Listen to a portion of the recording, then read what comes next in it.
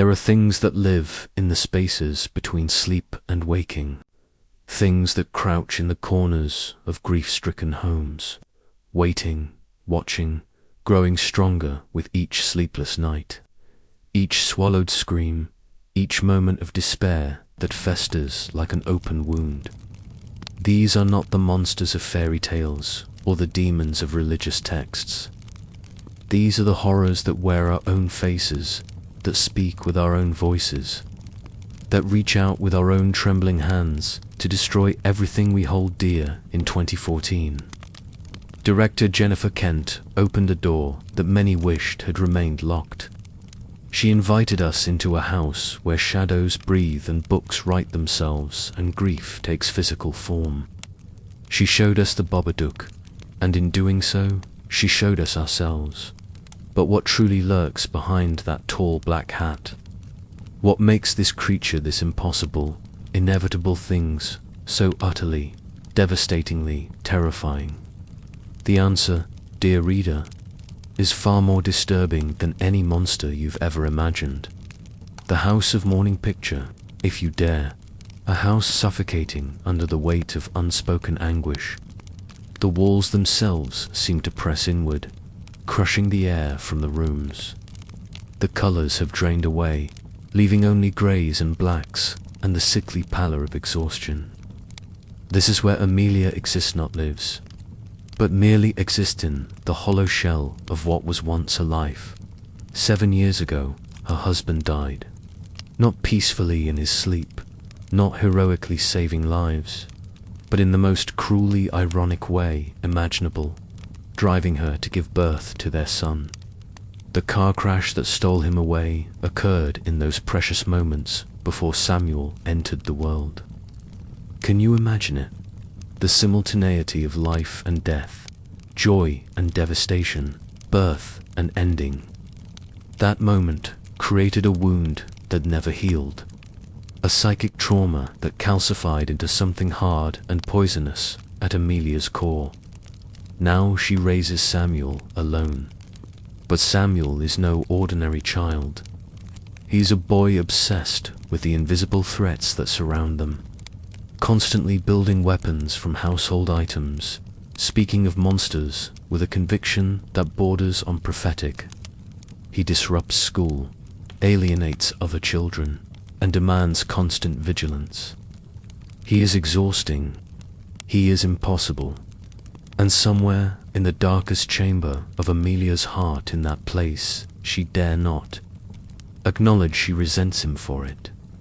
The house mirrors Amelia's internal landscape, cluttered with the debris of a life interrupted, haunted by photographs of a man who will never age, never change, never leave. The television flickers with old black and white films, those German expressionist nightmares where shadows have weight and geometry itself becomes sinister. These films play on repeat, as if the house itself is trying to tell her something, to warn her of what's coming. Sleep has become a stranger.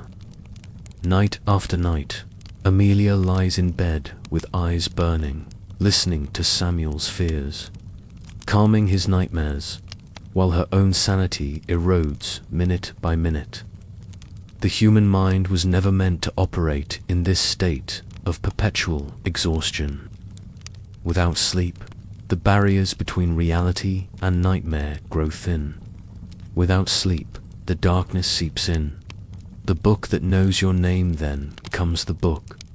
It appears on Samuel's shelf with no explanation, no memory of purchase or delivery. Mr. Babadook, the cover announces in jagged, childlike letters. The pages are thick, handmade, each one a pop-up nightmare rendered in charcoal and shadow. The artistry is crude yet sophisticated, as if drawn by a child who has seen too much, or by something ancient pretending to be childish. Amelia opens it and begins to read. The rhymes are simple, almost nursery-like in their cadence, but the words carry a weight that makes the air grow cold. They speak of a visitor who comes when you're aware of him, a presence that feeds on acknowledgement. The illustrations grow progressively more disturbing. A tall, impossibly thin figure in a top hat and long coat, with fingers like spider legs and a face that's almost human but wrong in ways the eye struggles to define. The final pages show a woman who looks disturbingly like Amelia herself being possessed, her mouth open in a silent scream. They show a child who could be Samuel cowering in terror. And then, in letters that seem to drip with malevolent promise, you can't get rid of the Babadook. When Amelia tries to destroy the book, tearing it apart, throwing it, a wheat returns, reassembled, rewritten, with new pages showing scenes that haven't happened yet. Scenes of violence, scenes of murder. The book is no longer just predicting the future, it's prescribing it. This is when the true horror begins. The anatomy of a nightmare. Let us examine the Babadook itself, this entity that Jennifer Kent has conjured into our collective consciousness. Its design is a masterclass in primal fear. The figure stands impossibly tall, its proportions all wrong in ways that trigger deep evolutionary alarms. Those spindly fingers stretch and extend, defying skeletal possibility, reaching from shadows with predatory intent. The face, when we glimpse it, is a mask of stark features, hollow eyes that swallow light, a mouth that opens to wide, skin the color of old bone. But it's the hat that makes it iconic. That tall top hat, like something from a Victorian funeral, announces this creature's theatricality. The Babadook isn't just a monster, it's a performer. It wants to be seen. It needs to be seen. It draws aesthetic power from German expressionism, from the silent horror films that Amelia watches compulsively. The Cabinet of Dr. Caligari, Nosferatu, those early nightmares when cinema first learned how to make shadows move with malicious intent. The sound design elevates the terror to unbearable levels. That voice, that terrible, croaking, rattling voice announces itself. Bar dash bar dash bar dash dook dash dook dash dook dash dook dot. It's a sound that burrows into your brainstem, that triggers panic responses older than language. Part insect clicking, part death rattle, part something that shouldn't have a larynx to make sound at all. Once you hear it, you'll never forget it. Once you hear it, you'll start listening for it in the quiet moments of your own home. The Babadook moves like a film with missing frames, appearing in doorways, on ceilings, emerging from televisions and shadows. It doesn't walk so much as manifest, existing in one location and then another without the tedious necessity of traversing the space between. This is the movement of nightmare logic, where distance and direction mean nothing, where the monster is always exactly where you don't want it to be. The mirror cracks, but here's where the film transcends conventional horror and becomes something far more disturbing. The Babadook isn't a random haunting. It's not a demon summoned by cursed book or vengeful spirit seeking revenge. The Babadook is Amelia Dot, or rather, it's the part of Amelia she's been desperately trying to suppress for 7 years. It's her grief given form and function. It's her exhaustion granted teeth and claws.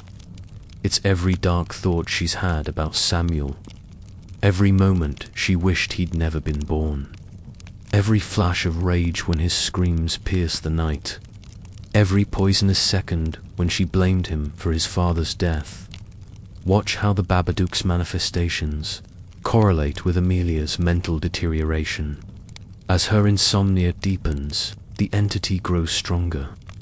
As her patience with Samuel crumbles, the Babadook becomes more aggressive. The creature doesn't appear despite Amelia's emotional state, appears because of it. It feeds on her anguish like a parasite, growing fat on her suffering. the film forces us to confront an uncomfortable truth. The most dangerous monsters don't come from hell or outer space. They come from within. They're born in the wounded places of our psyche, in the traumas we refuse to process, in the feelings we dare not acknowledge. The Babadook is what happens when grief turns malignant, when depression evolves into something with will and purpose. Consider the possession sequence, one of the most harrowing scenes in modern horror cinema. Amelia stands in her kitchen, and something changes. Her posture shifts. Her eyes darken. When she speaks, that guttural Babadook voice emerges from her throat. She's no longer Amelia, rather. She's finally revealing the Amelia that's been lurking beneath the exhausted, maternal facade. She stalks Samuel through the house like a predator hunting prey. She pins him against walls and screams at him with all the pent-up rage of 7 years of single motherhood. 7 years of grief. 7 years of silently blaming this child for existing at the cost of his father's life. The monster isn't possessing Hertz, finally expressing the truth she's been choking down. This is the ultimate parental nightmare. Losing control. Becoming the danger from which you're supposed to protect your child.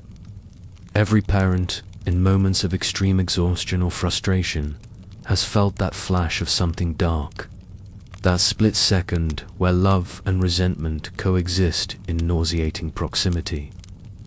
The Babadook takes that shameful, universal experience and amplifies it to horrific extremes. The unforgivable truths. The film dares to explore territory that society marks as forbidden, the darker aspects of motherhood. We live in a culture that sanctifies maternal love, that insists mothers must be infinitely patient, endlessly giving, perpetually grateful for their children. The Babadook shatters this illusion with brutal honesty. Amelia is drowning. She's sacrificed her identity, her career, her life to care for a difficult child. She exists in a state of perpetual crisis management, with no support system, no relief, no escape. The other mothers judge her. The school administration sees her as failing. And Samuel himself seems determined to make everything harder. Is it any wonder that resentment takes root? But we don't talk about these feelings. We don't acknowledge that mothers can feel trapped, can regret their circumstances, can look at their own children with something resembling hatred, however brief, however shameful. The Babadook gives these unspeakable thoughts a voice, a face, a presence that cannot be ignored. When Amelia screams at Samuel in the Babadook's voice, she's finally speaking her truth. I wish you were dead. I wish I'd never given birth to you. These words hang in the air like poison gas. They're unforgivable. They're also heartbreakingly human. The horror here isn't supernatural, it's psychological. It's the recognition that love and resentment, devotion and desperation can coexist within the same person. It's the terror of discovering that you're capable of hating the thing you love most. This is the true darkness that the Babadook represents, not some external evil, but the capacity for cruelty that exists within all of us. You can't get rid of the Babadook film's tagline isn't just marketing, it's a thesis statement. This is what separates the Babadook from conventional horror films, where the monster is vanquished, the demon exorcised, the evil destroyed. There is no victory here, no triumphant killing blow, no cleansing ritual that banishes the darkness forever, because you can't kill grief. You can't exorcise depression. You can't destroy trauma with a magic spell or a blessed weapon. These things become part of your architecture, woven into the very structure of who you are. The question isn't whether they'll exist, but how you'll live with them. The climactic confrontation reveals this truth with devastating clarity. After the Babadook has fully manifested, after Amelia has been possessed and nearly killed her son, she finally stops running. She turns to face the entity that's been terrorizing them. She screams at it not with magic words or holy prayers, but with raw human defiance. This is my house. It's a moment of reclamation.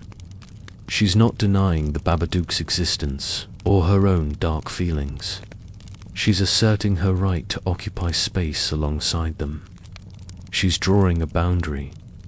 The monster doesn't disappear in a burst of holy light. Instead, it recoils, weakens, and retreats. Feeding the beast, the ending, is the film's most brilliant and disturbing element. Months have passed. Life has returned to something resembling normalcy.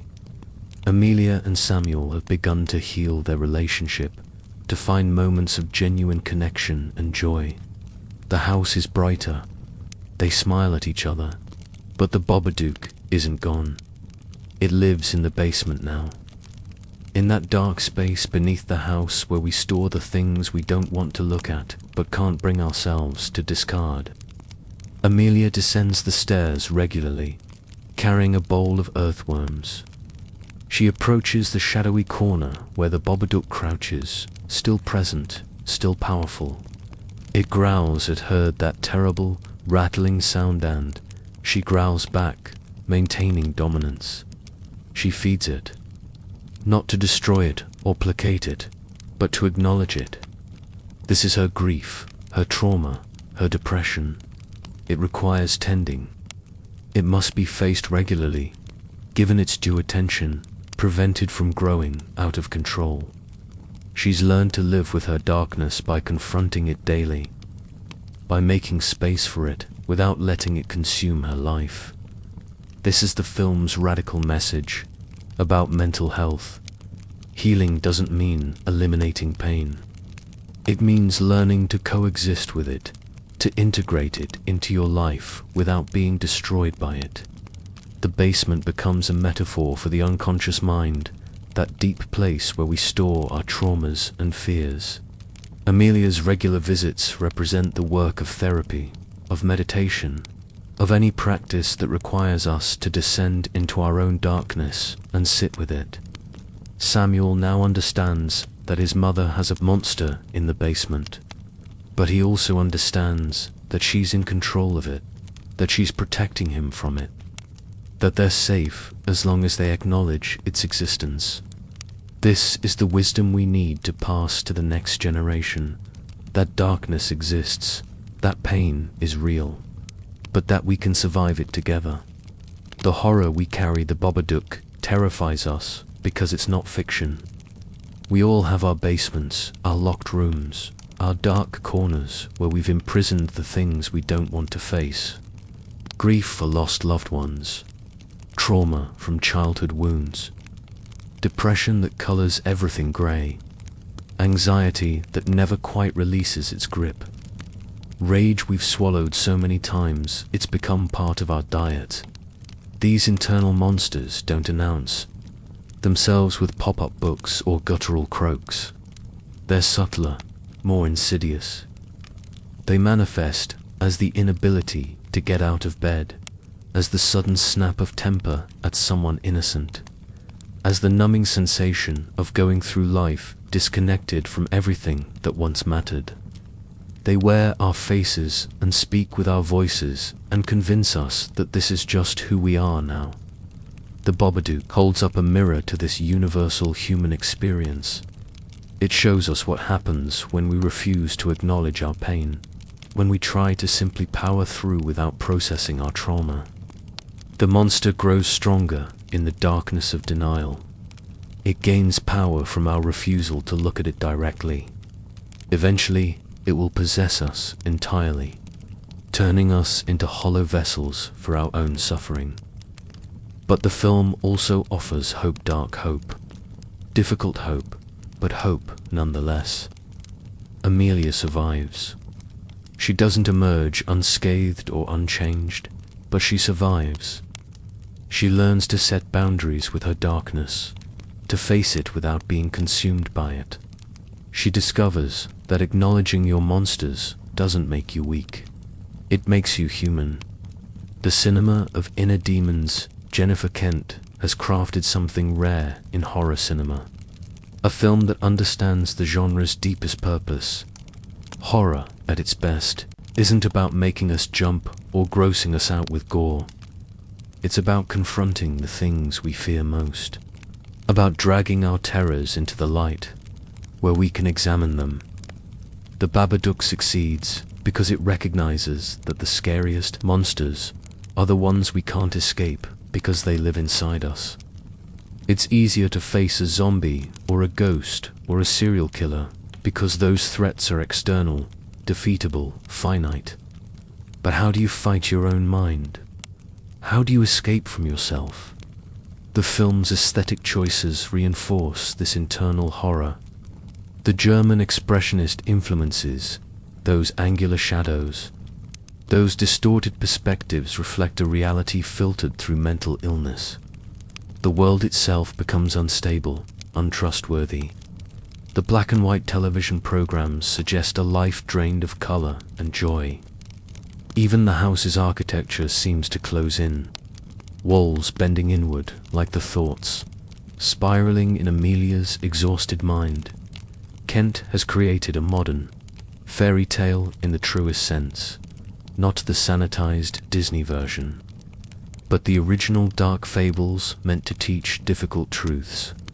The Babadook is a story about the necessity of confronting what we've repressed, about the danger of unprocessed grief, about the redemptive power of acknowledgement.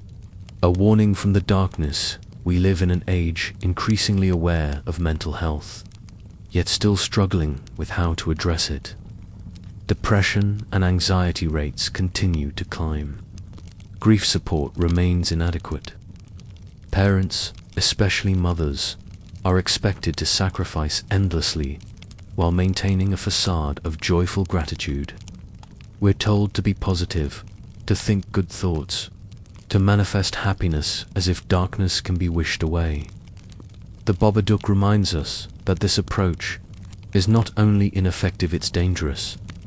Denying our darkness doesn't make it disappear. It makes it stronger.